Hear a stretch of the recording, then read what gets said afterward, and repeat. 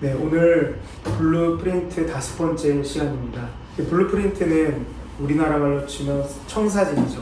어떤 건물의 설계도, 청사진을 그릴 때 보통 블루프린트, 청사진이라고 하는데, 오늘 이 에베소 말씀을 통해 교회의 블루프린트를, 하나님의 블루프린트, 교회의 블루프린트를 오늘도 확인하는 시간 되기를 주님의 이름으로 축복합니다.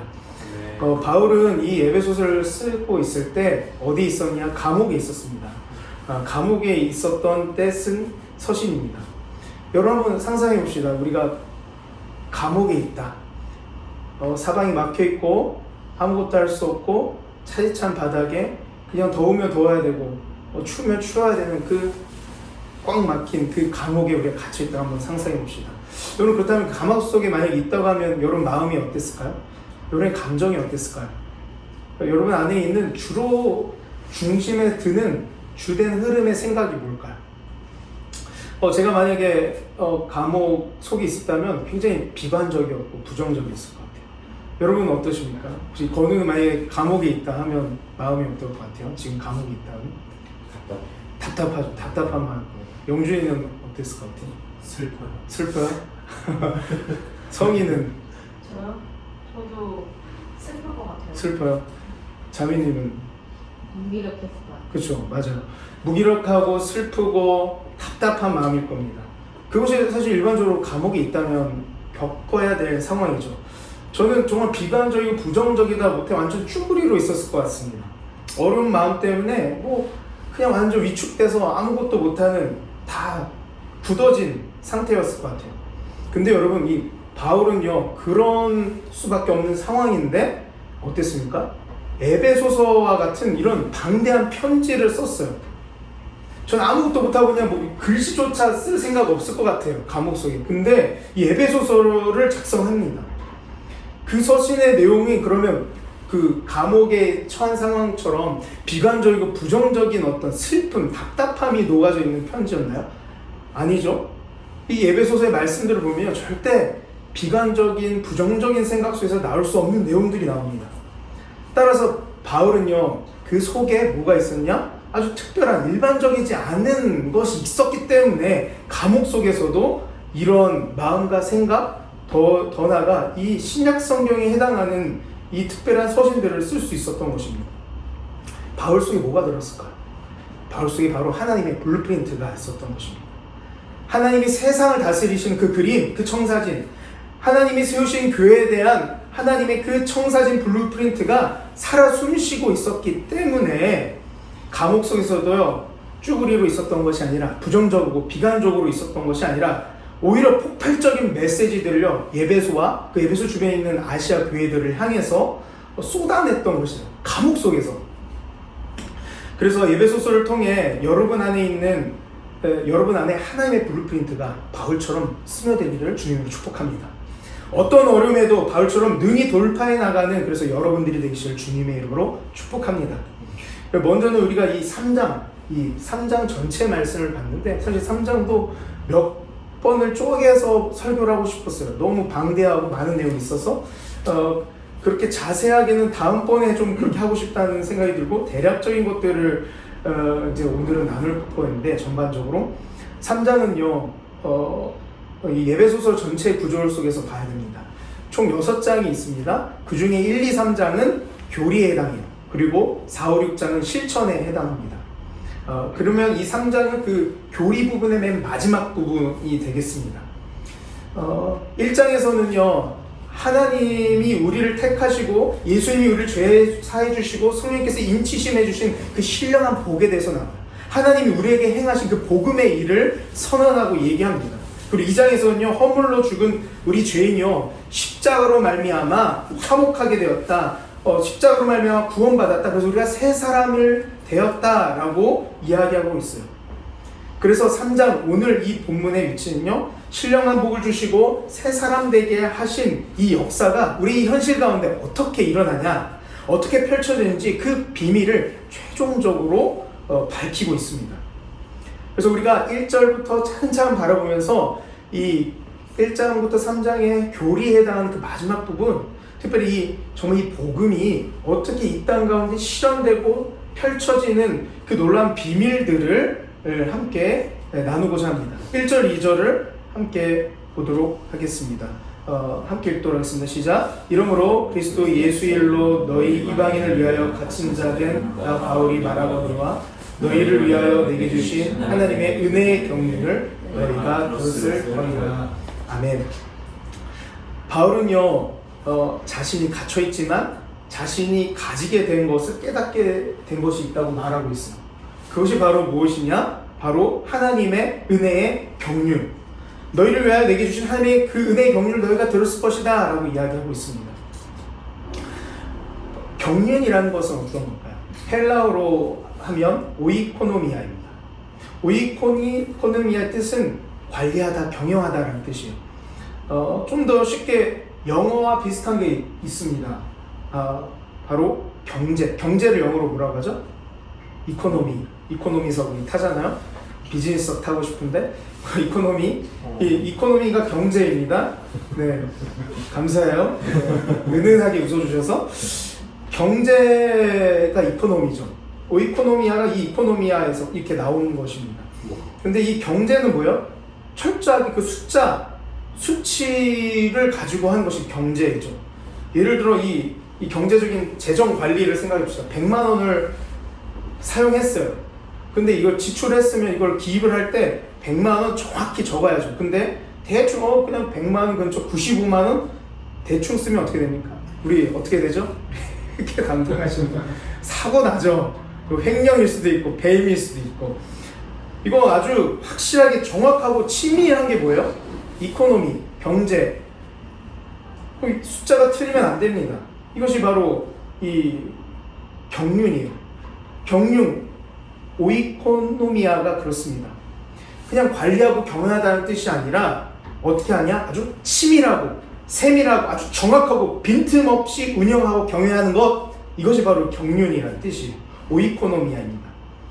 그래서 하나님은 그렇게 하나님의 경륜으로 세상을 다스리신다는 거예요. 어떻게 해요? 한치 실수 없으시고 정확하게 치밀한 계획 속에서 지금 현재 우리를 세상을 다스리고 있다는 것입니다. 여러분 우리 인생도 마찬가지예요. 하나님이 대충 우리를 지어서 우리 지구에 그냥 던져서 방치하신 것이 절대 아닙니다. 이 땅에 그냥 알아서 살라고 두신 것이 아니라 우리를 태어나게 하시고 살아게 하시고 지금까지 인도하신 그 하나님은요, 치밀하고 세밀하고 완전한 하나님의 통치와 역사 아래 우리가 있음을 믿으시기를 바랍니다. 우리는 그 완전하고 치밀하고 빈틈없는 그 계획과 통치 아래 있습니다. 하나님은 온 세상을 그렇게 다스리고 계시다면요, 하나님의 자녀인 우리 인생을 향한 치밀하고 완전한 계획이 분명히 있음을 믿으시길 바랍니다. 그럼 답답해요. 우리가 마치 정말 감옥에 갇힌 것 같이 답답한 인생일 때가 있어요. 그런 시즌들이 있죠. 종종 찾아옵니다. 파도가 밀려오고 문제가 밀려올 때 우리는 그 계획을 느낄 수 없을 때가 있습니다. 그러나 오늘 말씀은 말합니다. 하나님의 경륜, 은혜의 경륜을 이야기하고 있습니다. 우리는 치밀하고 세밀하고 철저한 하나님의 계획 아래 우리의 가정이, 우리의 인생이, 우리의 걸음이 있다는 것입니다. 바울은 하나님의 경륜 아래 온 세상이 있음을 깨닫게 된 것이고, 내가 그 은혜의 경륜을 내가 가졌다. 이 경륜을 너에게 말합니다. 또한 감옥 속에서 있는 자신의 삶과 사역이 그 친밀한 구원의 역사 안에 있다고 말합니다. 감옥에 있는데 감옥 속에서 내가 이 경륜 아래 있다라고 고백하고 있는 것입니다. 이어서 우리 3절 4절 함께 읽도록 하겠습니다. 곧 계시로 내게 비밀을 알게 하신 것은 내가 먼저 간단한 기록함과 같으니 그것을 읽으면 내가 그리스도의 비밀을 깨달은 것을 너희가 알 수 있으리라. 아멘. 바울은요, 하나님의 치밀한 경륜을 깨닫고 더불어서 이 비밀을 깨달았습니다. 바울이 감옥 속에 있을지라도 서신을 작성하면서까지 자신이 개척교회들을 향해 돌보고 섬길 수 있었던 그 원동력은, 그 에너지는 바로 이 비밀을 소유했기 때문입니다. 그 비밀은 앞서 있던 1장, 2장에 적힌 하나님의 경륜들이에요. 하나님의 역사예요. 하나님의 복음이에요. 근데 이 구체적으로 5, 6절에 더 그 비밀을 풀어서 이야기합니다. 5절, 6절 함께 보도록 하겠습니다. 그 비밀의 내용입니다. 5절, 6절 함께 읽겠습니다. 이제 그의 거룩한 사도들과 선지자들에게 성령으로 나타내신 것 같이 다른 세대에서는 사람의 아들들에게 알리지 아니하셨으니 이는 이방인들이 복음으로 말미암아 그리스도 예수 안에서 함께 상속자가 되고 함께 지체가 되고 함께 약속에 참여하는 자가 됨이라. 아멘.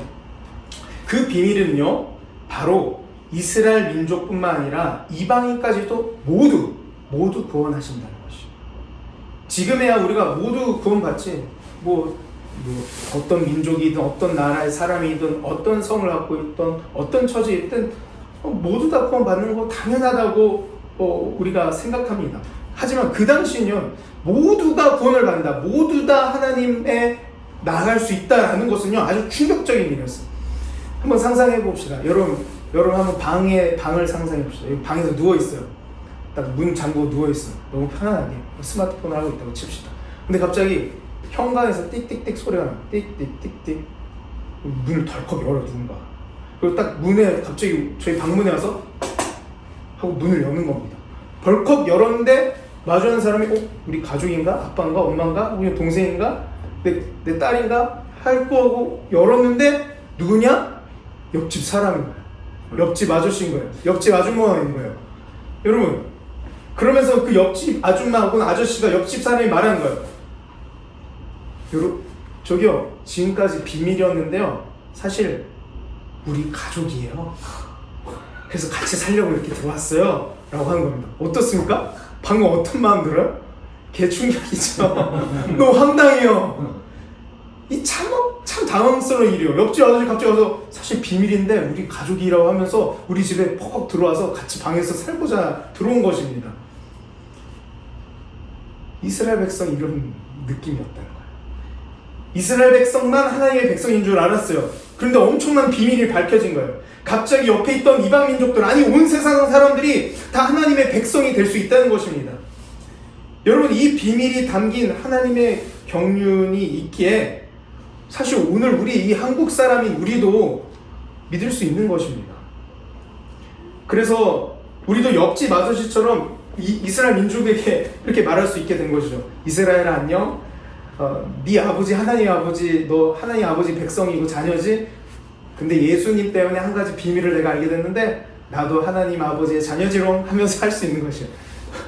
우리가 그런 입장인 거예요. 우리 그 옆집 아저씨 같은 입장인 것이에요. 사실 이스라엘 민족 얼마나 황당했겠어요. 자기만 하나님 아버지의 자녀인 줄 알았는데 갑자기 와서 모두가 하나님의 자녀인 사실은 가히 충격적이었을 겁니다. 옆집 아저씨가 내 가족이라면 얼마나 충격적이었겠어요. 다시 한번 6절을 보겠습니다. 이는 이방인들이 복음으로 말미암아 그리스도 예수 안에서 함께 상속자가 되고 함께 지체가 되고 함께 약속의 참여한 자가 되며. 여러분 복음으로 말미암아 우리가요 함께 상속자가 되었습니다. 함께 지체가 되었습니다. 함께 약속에 참여한 자가 되었습니다. 이 그리스도의 비밀이 우리에게 적용된 것이에요. 이 말씀은요, 이 6절 말씀은 이 말씀이 있기 때문에, 이 약속이 있기 때문에 지금 우리가 믿고 있는 것이거든요. 이거 우리의 믿음의 중요한 근거입니다. 이방인들이 함께 지체되고 함께 상속자되고 함께 약속되었다. 이 말씀, 이 복음이 지금 우리를 믿게 하나님의 자녀되게 하셨다는 겁니다.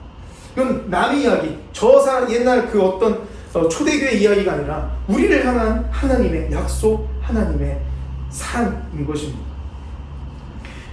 그래서 우리가 이 말씀대로 빌자면 예수님을 우리가 뭐가 됐습니까? 상속자가 된 것입니다. 옆 사람에 이렇게 말합시다.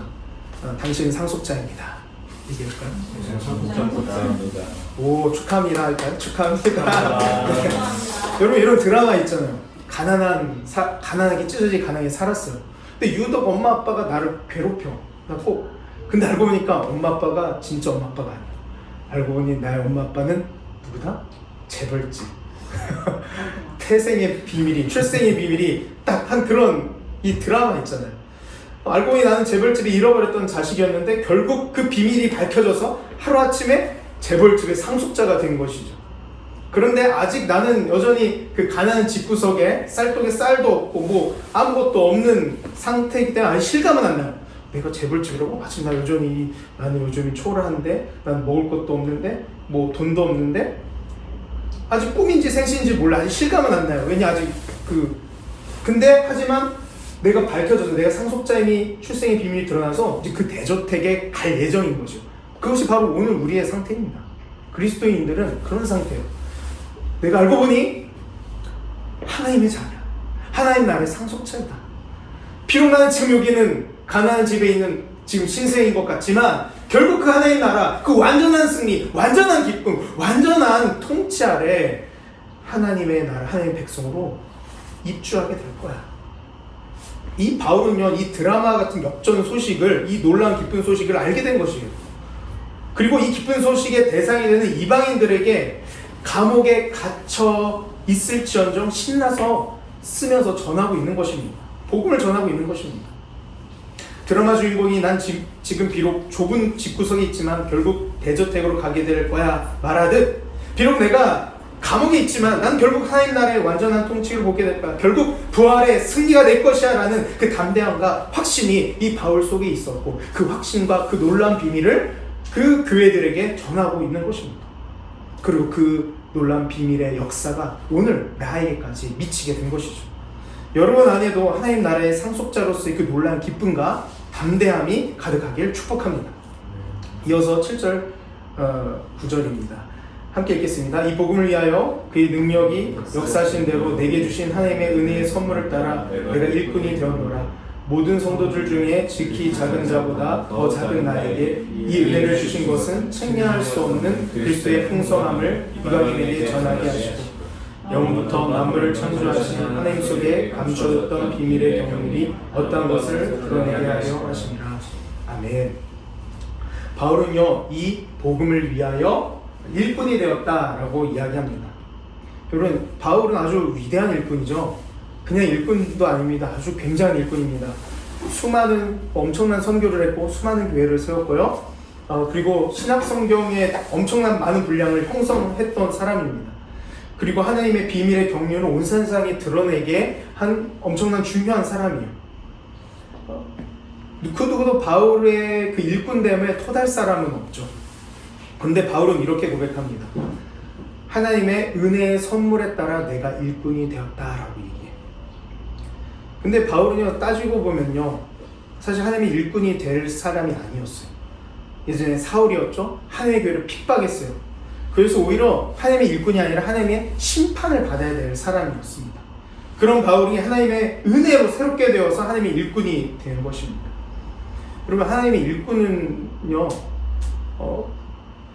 일꾼으로 쓰임받을 수 있는 조건은 우리의 재능, 능력, 기술이 아닙니다. 하나님의 은혜에 의해서만 일꾼이 되어지는 줄 믿으시길 바랍니다. 여러분, 지금 여러분 그 은혜가 여러분의 임하길 바랍니다. 내가 가진 것으로 하나님의 일꾼이 될 수 있을까? 하나님께 쓰임받을 수 있을까? 나의 이런 모습이 있는데, 나의 연약함이 있는데, 나는 이 정도밖에 안 되는데, 내가 가진 거 이것밖에 없는데 내가 일꾼이 될 수 있을까? 상관없습니다. 오직 하나님의 일꾼됨은 그 조건은 오직 은혜에 있다라는 것입니다. 여러분의 그 은혜가 있어 하나님의 일꾼으로 쓰임받기를 주님으로 축복합니다. 우리 10절 12절입니다. 함께 읽겠습니다. 이는 이제 교회로 말미암아 하늘에 있는 통치자들과 권세들에게 하나님의 각종 지혜를 알게 하려 하시니 곧 영원부터 우리 주 그리스도 예수 안에 예정하신 뜻대로 하신 것이라. 우리가 그 안에 그를 믿음으로 말미암아 담대함과 확신을 가지고 하나님께 나아감을 얻느니라. 아멘. 하나님은요, 하나님의 비밀의 경륜이 온 세상에 알기를 원하십니다. 말씀해 보면 하늘에 있는 통치자와 권세들이 나오는데, 이는 뭐 천사나 혹은 사탄 같은 그 영적인 존재들로 볼 수 있습니다. 그들도 이 비밀을 몰랐어요. 천사들도 몰랐던 비밀입니다. 그 어떤 영적인 존재들도 몰랐던 비밀이었다고 말하고 있어요. 근데 이 비밀을 누구를 통해 알게 된 것이에요? 어떤 영적인 존재, 대단한 존재? 아니요. 바로 교회를 통해, 교회로 말미암아. 하나님께서 이스라엘 민족뿐만 아니라 온 세상을 구원하신 이 놀라운 비밀의 경륜은요, 바로 교회를 통해서 알게 하신다는 것입니다. 그래서 교회를 사용하셔서 하나님이 이 세상을 구원하고 계신다는 거예요. 말씀에서 보면 영원부터 우리 주 예수 그리스도 안에 예정하신 뜻대로 하신 것이라고 말하고 있어요. 이 교회라는 것은 영원전부터 치밀한 계획 속에서 예정했던 것이라고 말씀하신 거예요. 여러분, 교회는 분명히 건물이 아니죠. 그리고 사람입니다. 근데 사람인데 그냥 사람이 모인 것이 교회가 아닙니다. 교회는 예수님이 부활 승천하시고 보니 남은 애들 불쌍해서, 아이고 예수님이 승천하시고 아이고 불쌍해, 내 제자를 불쌍해, 그러니까 알아서 한번 잘 모여봐, 아이고 교회를라도 만들어야 되겠다. 갑자기 결성된 그냥 예수님 승천해서 남은 그런 제자들, 작은 무리들이 있으니까 어쩔 수 없이 만든 것이 교회가 아닙니다. 오히려 철저하게, 오히려 창세 전부터 영원부터 치밀하게 계획한 것이 바로 교회예요. 그래서 단순한 사람 집단이 아니라 하나님의 도구, 하나님의 구원시키는 도구, 세상을 구원하시는 통로로 하나님은 조성하시는 거예요. 그래서 교회는 하나님의 신비입니다. 그래서 소중하고 위대한 것으로 우리가 교회를 바라볼 필요가 있어요. 우리 교회가요? 우리가 이 두 가정밖에 없는데요? 이렇게 우리가 예배드리는 6명밖에 없는데 하나님 그냥 이것이 뭐 하나님의 대단한 도구가 될 수 있나? 라고 생각할 수 있고 느껴지지 않을 수도 있습니다. 그러나 하나님은요, 교회를 통해 하나님의 일을 하고자 작정하십니다. 오직 그 교회로 말미암아 이 놀라운 비밀의 경륜을 풀기로 작정하셨다는 것입니다. 13절 말씀입니다. 그래서 함께 읽도록 하겠습니다. 13절. 그러므로 너에게 구하노니 너희를 위한 나의 여러 환난에 대하여 낙심하지 말라. 이는 너희의 영광이니라. 바울은 한 가지 당부해요. 낙심하지 말라고. 낙심하지 마. 내가 지금 감옥에 갇히고 여러 고난을 받고 있는 거 두려워하거나 걱정할 필요 없다. 낙심하지 마 라고 당부합니다. 바울은요, 자신에게 처해 있는 고난을 그냥 개고생이라고 생각하지 않았어요. 하나님의 경륜 안에 있는 것으로 보았기에, 그래서 자신의 고난을 오히려 하나님의 구원 역사가 이루어지는 과정으로 보았기에 낙심하지 말라고 당부할 수 있었던 것입니다. 나의 환난은 너희의 영광이 된다고 말하고 있는 겁니다. 예수님의 십자가가 그렇지 않습니까? 예수의 십자가 그 고난이요, 사망 권세를 물리쳤고요, 승리와 구원을 이 땅 가운데 가져왔습니다. 여러분, 수많은 우리 땅에 밟은 외국인 선교사님들, 그 선교사님 우리 땅에 와서 양화진 가보세요. 어린 자식들이 다 묻어있어요. 그리고 본인도 병 걸려서 순교하여 매장되어 있습니다. 그 고난과 고통이 있었더니 교회가 이 땅 가운데 탄생되었고, 하나님의 경륜으로 지금 오늘 나까지 믿음이 이룰 수 있었던 것입니다. 수많은 하나님의 구원의 역사는요, 하나님의 일꾼들의 기쁨, 평강, 잘된 형통을 통해 이루어지던가요? 아니요. 바울도 보면, 혹은 수많은 선교사님들을 보면 하나님의 일꾼들의 고난을 통해 이루어져 왔다는 거예요. 하나님의 나라가 하나님의 사람들의 수고와 그 어려움 당함 속에서 한 나라가 오히려 확장되는 반전의 역사가 있었다는 것입니다. 그럼 사역의 원리는 그것이에요. 내가 고난당해? 그럼 이렇게 생각할 수 있죠. 누군가가 살려고 하는구나. 따라서 여러분의 혹시 고난과 어려움이 있으십니까? 가정 가운데, 여러분의 사역 가운데, 여러분의 고난과 환난이 하나님의 경륜의 차원에서 본다면요, 여러분의 고난이 한 영혼이 주께 돌아온 것에 쓰임받고 있음을 신뢰하시기를 주님 축복합니다.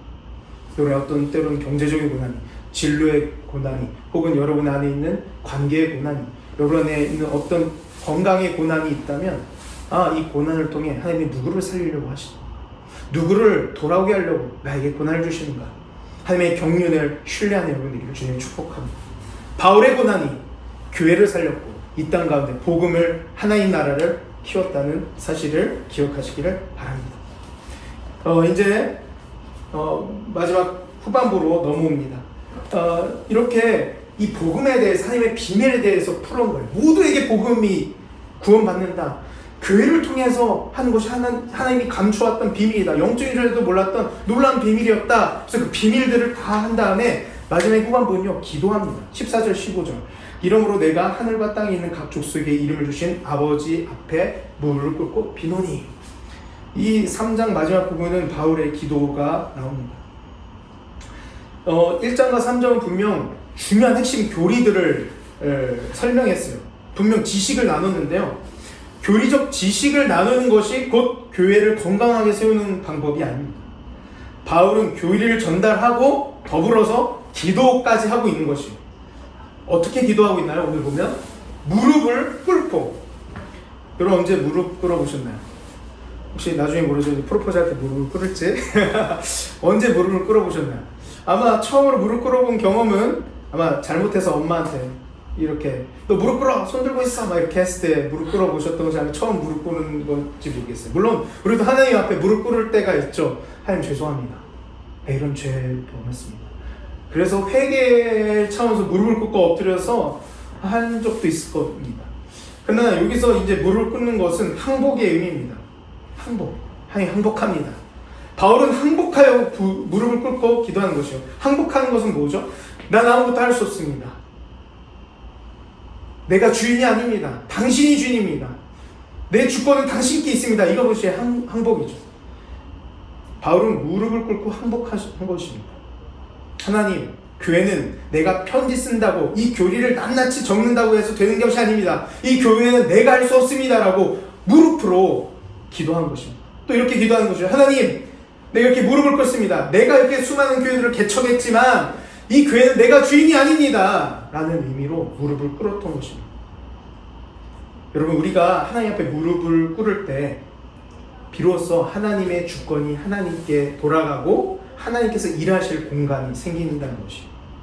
그래서 여러분 무릎으로 기도하시기를 축복합니다. 기도는 내가 원하는 것이 이루어지는 자리가 아니라 내가 무릎을 꿇고 항복하여 하나님이 일하시고 하나님의 뜻이 이루어지는 자리가 바로 기도인 줄 믿습니다. 그런 무릎 꿇는 기도가 여러분 가운데 있기를 축복합니다. 바울은 기도했어요. 그리고 교회는 그런 이 바울의 기도 또 성도들의 기도로 세워진다는 것입니다. 그냥 교리가 전달돼서 세워지는 것이 아니에요. 1장, 2장, 3장 이걸 했으니 교회가 세워지겠지. 아니요. 바울은 기도로 마무리합니다. 왜냐? 기도가 교회를 세우기 때문입니다. 바울이 교회를 위해 기도한 세 가지를 나누고 마무리하려고 합니다. 첫 번째 16절 말씀이에요. 함께 읽도록 하겠습니다. 그의 영광의 풍성함을 따라 그의 성령으로 말미암아 너희 속사람을 능력으로 강건하게 하시오며. 바울은 첫 번째로 기도한 제목은 뭐냐? 함께 따라해볼까요? 속사람의 강건함. 네. 여러분, 그릇이 있다고 칩시다. 그릇이 있어요. 근데 이 그릇은 아주 이쁘고 화려해요. 그리고 막 이쁜 무늬가 새겨져 있어요. 아주 그리고 커요. 근데 여기다가 음식을 딱 담았는데 깨져버리는 거예요. 너무 약해서. 내구성이 너무 약한 거예요. 그리고 다른 그릇이 있어요. 좀 밋밋해요. 근데 또 그릇이 막 크지도 않아. 아까 그 그릇보다 소박해요. 근데 음식을 담았는데 음식을 아주 잘 담아요. 깨지지도 않아요. 내구성이 튼튼해요. 여러분, 그러면 어떤 그릇에 여러분의 음식을 담고 싶으시겠습니까? 화려하지만 깨지는 그릇이겠어요? 아니면 밋밋하지만 깨지지 않는 단단한 그릇이겠어요? 네, 단단한 그릇이겠죠. 여러분, 어떤 그릇이 되고 싶으십니까? 우리는요, 보호하신 예수님을 담는 그릇이에요.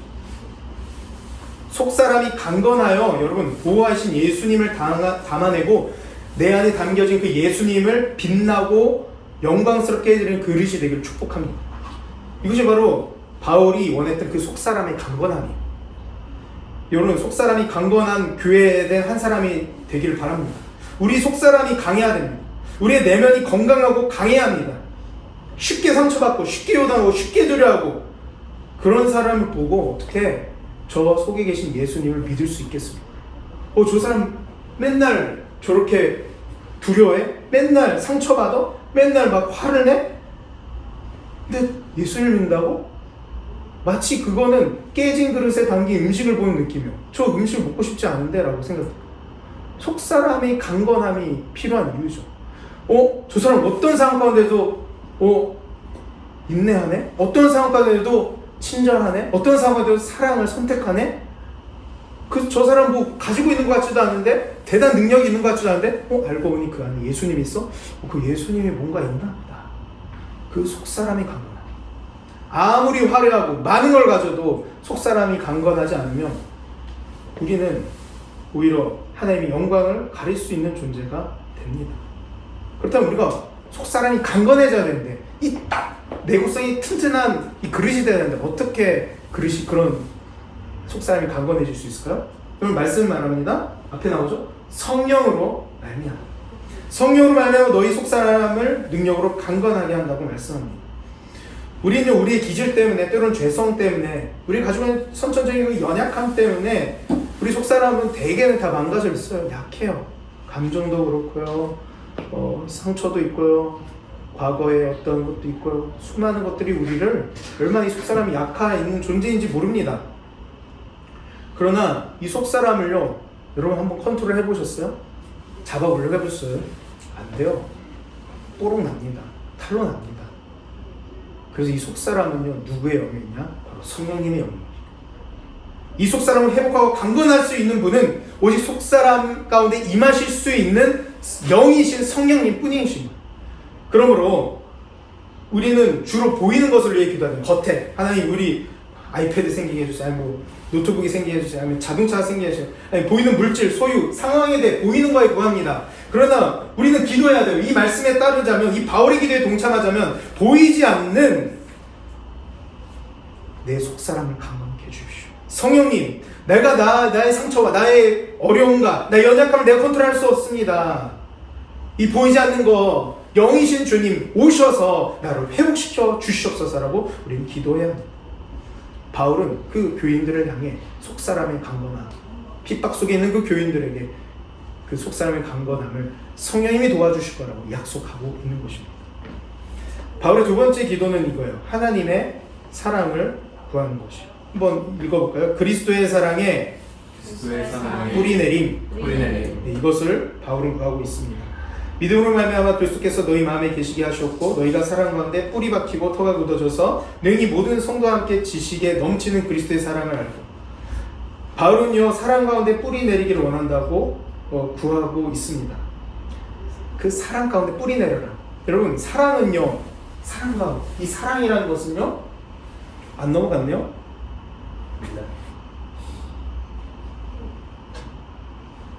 네네. 이 사랑은 기독교의 핵심이에요. 핵심. 예수님이 이 땅에 오셨죠. 그리고 십자가에 죽으셨죠. 부활 승천하셨어요. 그리고 다시 오실 거예요. 근데 이 모든 왜 오셨는지, 예수님이 왜 오셨습니까? 왜 십자가에 돌아가셨습니까? 왜 부활하셨습니까? 왜죠? 그 이유는 바로 사랑 때문에. 바울은 그 사랑을 강구하고 있는 거예요. 사랑이 없으면 다른 사람은 둘째치고 나 자신도 용납이 안 됩니다. 사랑이 없잖아요, 내 안에. 일단 자기 스스로를 혐오합니다. 학대합니다. 딱딱하고 삭막합니다. 사랑이 없으면 나한테도 그럴 뿐만 아니라 나한테 그러니까 당연히 옆 사람에게도 찌릅니다. 다치게 합니다. 여러분, 사랑이 있어야지만 나 자신을 수용하고요, 내 옆에 있는 사람들을 포용하고요, 그 사람들을 시선을 둘 힘이 생깁니다. 그 사람이 나아갈 수 있고 섬길 수 있습니다. 근데 사랑 없는데 섬기고 도와주고 섬기잖아요? 반드시 탈이 납니다. 번아웃이 옵니다. 사랑이 없으면 고린도전서 말이죠. 울리는 꽹과리다. 사랑이 없으면 아무것도 아니다. 아무것도 아니다라는 표현까지 써요. 고린도전서. 사랑이 없으면 아무것도 아니에요. 예수님이 이 땅에 보여주신 것은 한마디로 사랑이었어요. 예수님이 보여주신 그 사랑이 내 삶에 보여지지 않는다면, 느껴지지 않는다면 우리는 어쩌면요, 예수님을 지식적으로 알고 예수님을 진짜 모른다고 할 수 있을 거예요. 예수님을 모르는 것 같아요. 사랑을 모르면요, 예수님을 모르는 것과 같습니다. 우리가 예수님의 제자인 것, 예수님이 살아계신 것의 증거는요, 우리 속에 있는 그 사랑의 증거입니다. 내 안에 사랑이 있어? 그럼 예수님이 살아계시구나의 증거가 돼요. 내 안에 사랑이 있어? 그럼 내가 예수님의 제자인 것의 증거. 근데 사랑이 없다면 우리는 예수님의 제자인 척한 사람일지 몰라요.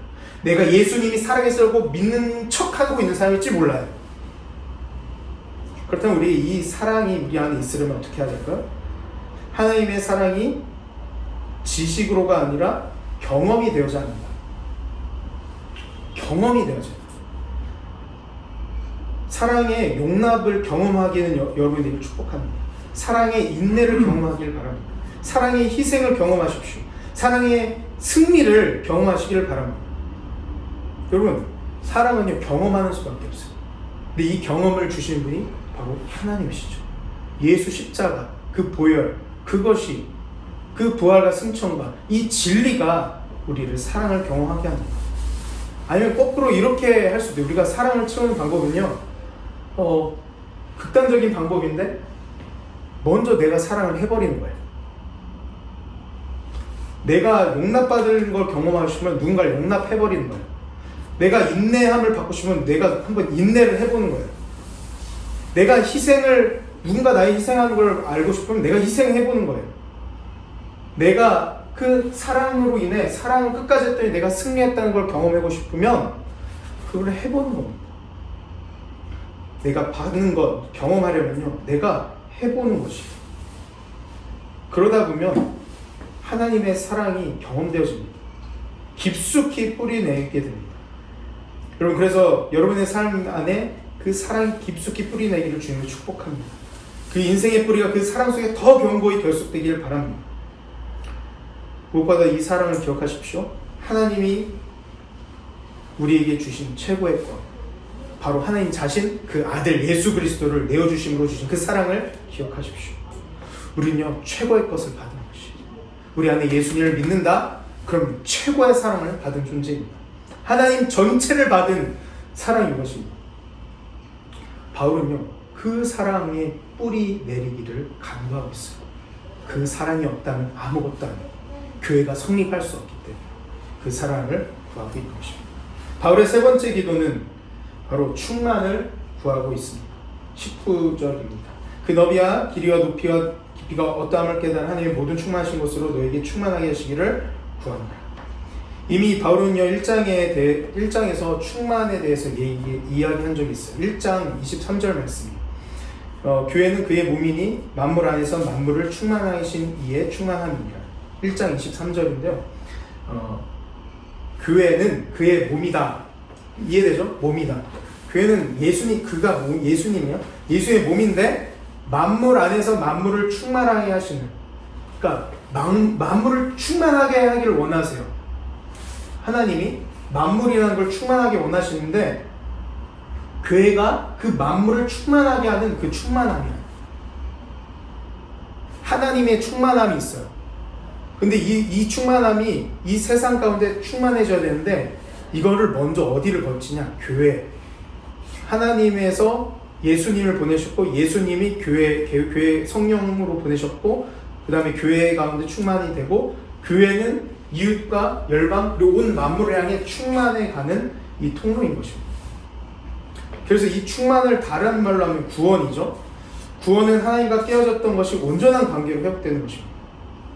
교회는 그래서 충만을 이루는 공동체로서 교회는 하나님과 깨어졌던 영혼들 그리고 만물들이 하나님과 다시 회복하게 하는 구원의 역사에 동참하는 공동체입니다. 이 충만을 이루는 방법이 무엇이냐? 말씀 앞에 나오죠. 그 너비와 길이와 높이와 깊이가 어떠함을 깨달아 하나님의 모든 충만하신 것으로 너에게 충만하게 하시기를 구합니다. 다시 말하자면 기독교는 사랑 빼면 시체입니다. 사랑 빼면 시체입니다. 성경은 하나님이 죄인이며 배신자인 우리를요 조건 없이 끊임없이 또다시 사랑하신다는 이야기로 간 책이 바로 성경책. 지금 권유가 되고 있는 성경책. 이건 사랑의 책입니다. 수많은 역사가 뭐냐? 내가 너 사랑해. 너 나 배신했어? 죄인. 그러나 내가 사랑해. 또 사랑할 거야. 사랑할 거야. 하나님이 우리를 사랑하시는 고백이 담긴 사랑의 로맨스 책이 성경책이고요. 하나님이 우리를 얼마나 사랑하시는지 끊임없이 대시하시고 플러팅하신 그 역사, 그것이 그 사랑의 역사책이 바로 이 성경책입니다. 따라서 하나님의 사랑의 너비와 길이와 높이와 깊이를 알고 경험하고 싶으면요, 먼저는요 이 성경책을 읽어야 돼요. 하나님의 사랑을 아는 방법이고 이거가 너무 중요합니다. 이 책을 수시로 봐야 됩니다. 묵상해야 됩니다. 공부해야 됩니다. 이 성경을 통해서 하나님의 말씀을 들어야 돼요. 내가 너 사랑해. 내가 너를 위해 이것을 보냈어. 내가 너를 구원할 거야. 너와 함께 할 거야. 이 성경은 끊임없이 이야기하고 있거든요. 근데 우리는 이 성경책을 덮고 있다면 안 듣겠다는 거예요. 그 사랑의 뿌리를 박지 않겠다는 겁니다. 흔들려 버리겠다는 겁니다. 쓸려 내려가 버리겠다는 겁니다. 모래 위에 반석을 지은 집과 같이 살겠다는 것입니다. 여러분, 결혼식 때 한번 사랑한다고 고백을 해요. 선서지 평생 사랑했습니다. 사랑한다. 누구누구야 하고 결혼했어요. 그리고 평생 동안 사랑한다고 말 안 들으면 어떻게 해요? 사랑한다고 확신이 들 수 있어요? 없어요? 없어요. 어제 사랑한다 말했어도 오늘 사랑 안 하나 고민하는 게 인간이거든요. 오늘도 사랑한다고 말해주면 그거 나 사랑하구나. 그 연약한 존재예요, 사랑. 그래서 사람은 예전에 처음에 그 뜨거웠던 그 사랑 확인을 했어요. 하나님, 나 사랑해. 예수님을 나 보내셔. 날 위해 죽으셨어. 날 너무 사랑해. 그 경험이 예년 과거를 안다고 해서 지금 내가 사랑을 느낀다는 보장이 없다는 거예요. 오늘도 성경책을 펴고 오늘도 기도함으로 그 하나님의 사랑의 음성을 들어야지 하나님이 날 사랑하시구나를 깨달을 수 있는 존재가 우리인 것이에요. 그렇잖아요. 이제 교제하고 있어서 아시겠죠. 어제 사랑해 좋아했지만 오늘도 확인받고 싶은 게 그 사람 아닙니까? 하나님과의 관계도 마찬가지예요. 우리는 하루만 지나도 하나님의 사랑을 잊어버리는 존재입니다. 그러므로 우리 그 충만함을 알려면 그 길이와 높이와 깊이 어떠한지를 알아야 되는데, 그 사랑의 깊이를 알아야 되는데, 말씀 앞에 가면요 충만함을 이루게 됩니다. 그 사랑을 알게 됩니다. 말씀 앞에서 사랑을 확인하십시오. 그러니까 말씀뿐만 아니라 우리의 신앙생활인 모든 지점에 사랑 확인하는 작업이 되어야 됩니다. 그리고 말씀 읽을 때도, 기도할 때도 하나님, 내가 이 사랑 때문에 기도합니다. 이 사랑을 알고 싶어서 기도합니다. 내가 나와서 예배하는 것도 하나님의 사랑을 오늘 또 어떻게 알 수 있을까? 이 관점으로 계속 해야 돼요. 사랑의 관점. 내가 어떻게 하면 어떤 일을 하지? 어떻게 뭘 해야 되지? 일의 중심으로 우리 한국 사람은 더 특별히 신앙생활을 일적으로 하는데 아니요. 그러면 사랑 체크를 해야 돼요. 내가 오늘 또 어떻게 하나님의 사랑을 어떻게 느꼈을까? 하나님의 사랑을 얼마나 더 알게 되었나? 하나님의 사랑을 오늘 들을 수 있을려나? 여러분, 이것이 이 신앙생활의 본질이에요. 열심히 사역하는 것이 신앙생활의 본질이 아니라 신앙생활의 본질은 끊임없이 하나님의 사랑을 경험하고 그 사랑을 다른 사람들에게 또한 흘려보낸 것까지가 본질입니다. 이 사랑이 본질이에요. 그래서 예배에서 사랑을 경험해야 하고요. 기도에서 말씀 공부해서 우리는 사랑을 체크하고 챙겨야 합니다. 그럴 때 우리가 충만을 경험하고요. 우리가 충만할 때 교회가 충만하며 교회가 충만할 때 이웃과 세상이 하나님으로 충만하게 채워지게 됩니다. 이제 마지막입니다. 20절, 21절입니다. 오늘 제가 설교한 중에 가장 긴 설교가 돼요. 지금 20몇 분 하는데 지금 40분 차고 있어요. 우리 함께 읽도록 하겠습니다. 시작. 우리 가운데 역사하신 능력대로 우리가 구하거나 생각하는 모든 것에 더 넘치도록 능히 하실 이에게 교회 안에서와 그리스도 예수 안에서 영광이 대대로 영원무궁하기를 원하노라. 아멘. 마지막 바울의 기도 마무리 멘트입니다. 하나님은 우리가 구하거나 생각한 것 이상으로 역사하시는 분이심을 말하고 있어. 우리 가운데 역사하신 능력대로 우리가 구하거나 생각하는 모든 것에 더 넘치도록 능히 하실 이에게 라고 표현하고 있어요. 하나님은요, 우리가 기도한 것보다 혹은 그냥 생각한 것보다도 더 넘치게 하실 수 있는 분이래요. 놀랍죠? 근데 이 놀라운 하나님의 능력을 어디서 경험합니까? 교회 안에서와 그리스도 예수 안에서. 그리스도 예수 안에서까지는 좋은데 이해하겠는데 그냥 그리스도 안에서 하나님을 경험하겠죠? 이게 특별히 교회 안에서를 이야기하고 있습니다. 왜냐, 이거는 하나님의 비밀의 통로예요. 비밀을 알 수 있다. 하나님의 경례의 비밀을 알 수 있는 통로를 교회로 지정하셨기 때문에 우리의 기도하는 것보다 넘치게 역사하신 하나님을 경험하려면 우리 이 교회 안에서 이 신앙생활이, 이 공동체가 우리를 하나님을 경험하게 하는 중요한 것임을 오늘 말씀 통해 이야기하고 있습니다. 교회는 만물을 충만하게 하시는 하나님의 통로이니, 교회는 하나님의 나라를 확장시키는 예수님의 몸이니, 교회 공동체 안에서 우리가 머물러 교회를 섬기고 교회 안에서 지체가 될 때, 공동체로 한 몸이 이룰 때 하나님은 우리 생각 이상으로 역사하시는 분이심을 반드시 경험하게 될 것입니다. 전 지금 경험하고 있다고 생각해요. 지금 교회 안에서 교회 공동체를 세우고 있는 와중에 이 개척교회를 하면서 저는 제 능력 이상으로, 제 생각하는 것 이상으로 하나님이 저를 지키시고 보호하시고 인도하시고 역사하고 계시는 것을 저는 느끼고 있습니다. 곰곰이 저 자신을 객관적으로 따지자면 저는 이렇게 함께 예배드릴 수 있는 것은 일어날 수 없는 일이라고 생각합니다. 저는 기적이라고 생각합니다. 오롯이 은혜, 하나님의 우리의 생각보다, 우리의 기도하는 것보다 더 넘치도록 저는 이 시간들을 우리에게 허락하셨다는 것을 경험하고 있는 것 같습니다. 여러분도 여러분 공동체 안에서 교회를 섬길 때에 여러분이 구하는 것과 생각하는 것 이상으로 역사하신 하나님을 경험하게 되시기를 주님의 축복합니다. 마지막으로 우리가 적용과 권면으로 마무리하겠습니다. 저희 개인을 향해 우리가 얘기합니다. 사랑 유어네이머 여러분, 하나님의 사랑이 깊이 뿌리내기를 기도합시다. 사랑을 체크하십시오. 내 안에 사랑이 있는가? 내가 사랑을 구하고 있는가? 내가 사랑을 행하려고 하고 있는가? 하나님의 사랑의 너비와 길이와 높이와 깊이를 내가 경험하고 있는가? 여러분, 사랑이 있다면요, 모든 두려움을 몰아냅니다. 사랑은 모든 상처를 회복시킵니다. 사랑은 모든 것을 이깁니다. 사랑은 모든 것을 인내하게 합니다. 사랑을 경험하여 그 사랑이 또한 넘치는 여러분 되기를 주님 축복합니다. 또한 가정에게 이야기합니다. 하나님의 경륜 안에 가정이 있음을 믿으시길 바랍니다. 우리의 가정이 하나님의 경륜 안에 있음을 신뢰하십시오. 하나님의 경륜은 치밀하고 세밀하고 완전한 경륜이에요. 우리의 가정은 그냥 방치되어 있고 버려져 있는 가정이 아닙니다. 하나님의 완벽하고 놀라운 치밀한 계획과 그 다스림 속에 우리 가정이 있음을 신뢰하십시오. 바울이 감옥 속에도 기뻐하고 교회를 섬길 수 있었던 것은 그 경륜 안에 있다는 비밀을 깨닫기 때문에 그렇게 했던 것처럼 우리도 우리 가정 안에 고난과 어려움이 있을지라도 하나님의 경륜 안에서 하나님의 역사하실 것과 이 고난이, 때로는 우리 가정에 있는 고난이, 어려움이 누군가의 구원과 회복에 사용될 것이라는 그 신뢰가 있는 가정이 되기를 주님을 축복합니다. 마지막으로 교회에게 이야기합니다. 무릎을 사용하십시오. 유어네임 처치가 기도로, 무릎으로 세워지기를 원합니다. 바울이 무릎으로 꿇어 항복하여 교회를 위해 기도했던 것처럼 우리도 우리의 무릎을 꿇읍시다. 하나님 앞에 항복하십시다. 우리가 금요일마다 오픈 프레이어 룸이라고 해서 이 공간에서 자유롭게 기도하는 시간을 갖고 있어요. 그때 우리가 자유로운 기도 제목을 갖고 기도할 수 있지만 우리가 오늘 바울의 기도 제목처럼 속사람이 강건한 교회가 되도록 기도했으면 좋겠어요. 우리가 기도할 때에 이 교회를 위해 기도할 때 그리스도의 사랑이 뿌리내리는 교회가 되도록 기도하십시오. 그리고 하나님의 충만이 거하는, 그래서 세상을 충만케 하는 교회가 되도록 우리의 무릎을 꿇읍시다. 우리가 무릎으로 나아갈 때 우리에게 사랑을 계시하실 것입니다. 우리에게 약속을 계시하실 것이고 우리에게 소망을 계시하실 것입니다.